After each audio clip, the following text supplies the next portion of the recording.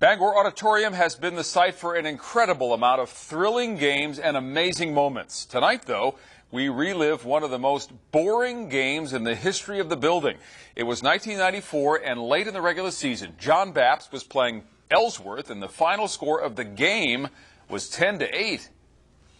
That particular game was not one that was always kept in the front of the memory bank. You know, we walked out of here that night, and it was like, geez, what the devil happened? John Bapst coach Bob Cymbaluk had decided that the strategy would be to keep the score down, so it would be close, as they were playing 4 games in 6 days. Our theory was in that game, we were tired.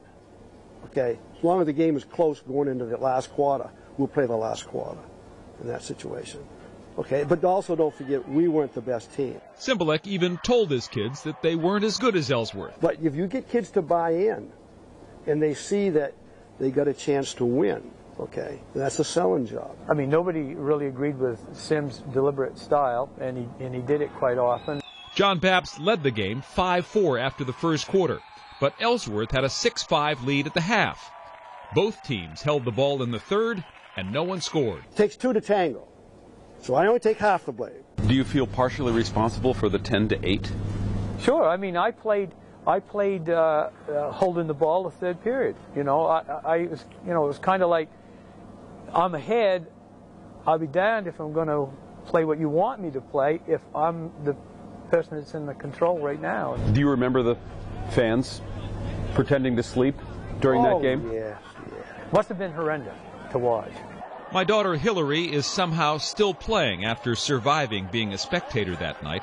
Ellsworth led 8-7 with 3.5 minutes left when Norman Laux scored to put the Crusaders in the lead for good. A minute later, Mark Baxter hit a foul shot.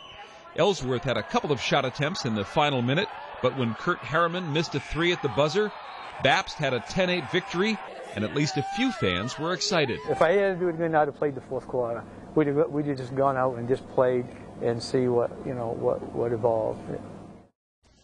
Well, that win helped get Bapst into the tournament. Both teams bowed out in the quarterfinals that year. Tomorrow, a music video for you as we look back at some of the more exciting athletes and games from the Bangor Auditorium. To see this story again, log on to WABI.tv and click on Tournament 2013. We'll be right back.